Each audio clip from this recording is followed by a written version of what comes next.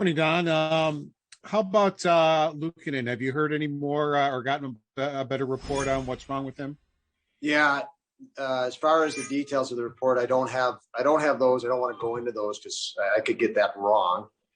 But he's going to be out for the week for the season, obviously, because of he will not be ready to play by week's end.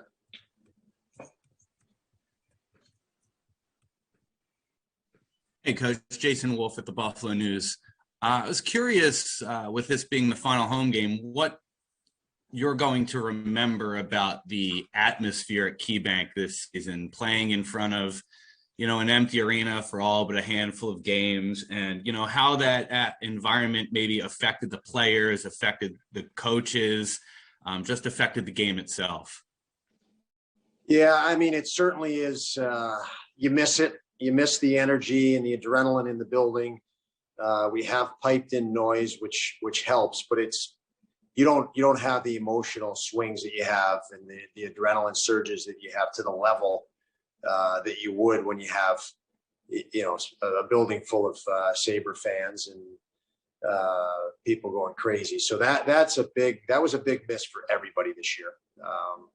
But we all had the same playing field, so you just adapted immediately. You dealt with it. And you felt the presence of, the fan base in other ways.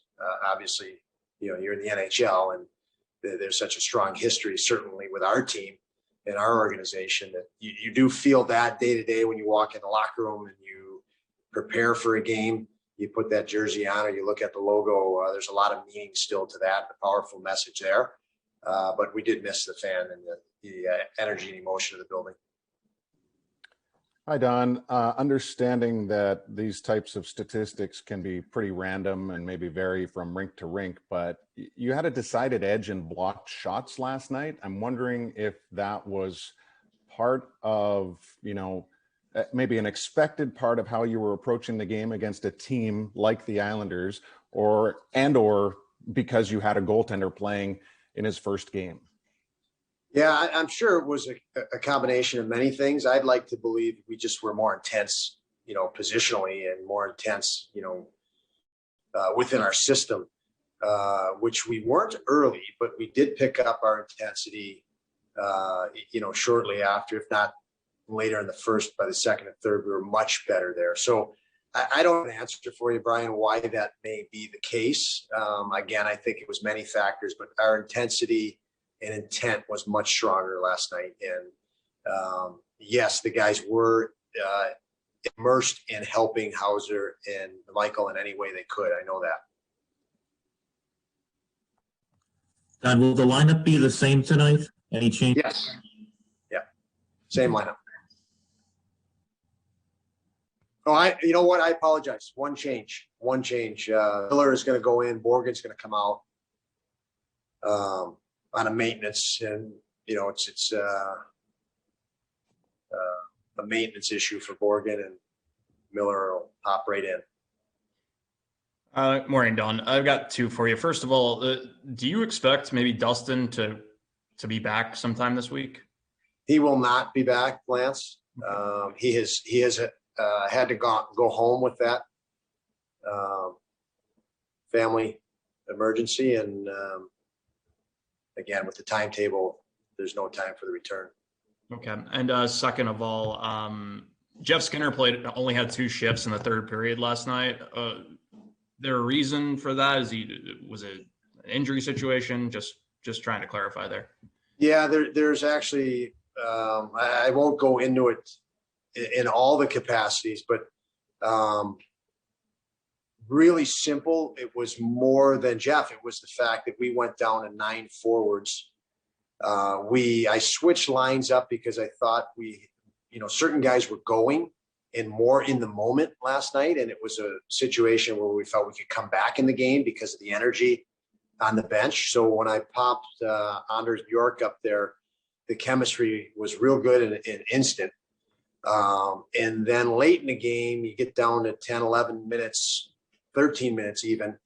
I wanted 3 lines. It's easier to get 3 lines of guys and 9 guys into a rhythm, rotating 9.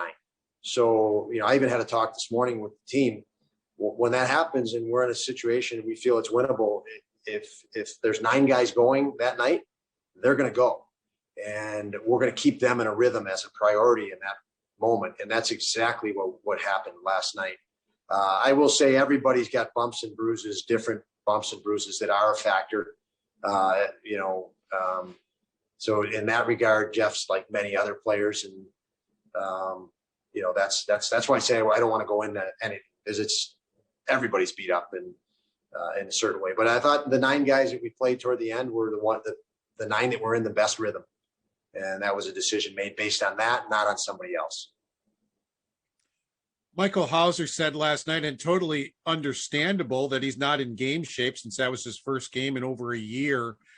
So obviously there is a little bit of fatigue. I know you really don't have a choice here, but do you worry about fatigue a little bit in this back-to-back? Well, you have concern about, any situation. Well, we've seemed to have a better, games, maybe younger legs and back-to-backs, and hope that's the case tonight, where, our energy level is still good and high. Specifically with the goaltending, you could worry about lots of different things, but at the end of the day, you don't.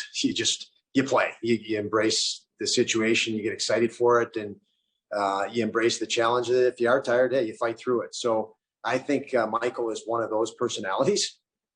So he will fight through it. He may not even notice that he's tired until after the game, is what I suspect, because of the competitive adrenaline he has and many others have. Still with Michael, I was just wondering, because of what you said last night, and you stopped on the bench to kind of witness the celebration and all that. Have you had a chance, either right after the game or this morning, to have maybe a short conversation with Michael, and just what that all meant to him, and what you as a coach take out of a conversation in a moment like that?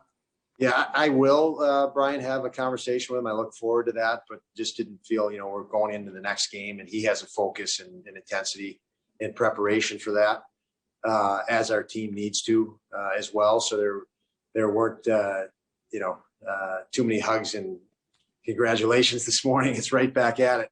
But yeah, that it's something I look forward to, hearing his side and feelings on it. But right now, we've obviously, the task at hand is pretty big one. Don, is Carter a possibility at all for this season? And is Linus a possibility to back up, Thursday or Saturday, or play later this week? Yeah, Linus skated again this morning, and he was improved again. What that means means he's closer, but again, as I said yesterday, it's going to be really close. So that decision won't be made until that game day, I guess. If we have a game today, he's not ready today. So it's an easy no today, and possibility, I would say, but I wouldn't say probability to your question, because it's just an unknown how he's responding day to day. He's not at full range, so the hope is that he would be at full range. So we'll see. And Hutton is not going to be back. Thank you, Don. Thank you, guys.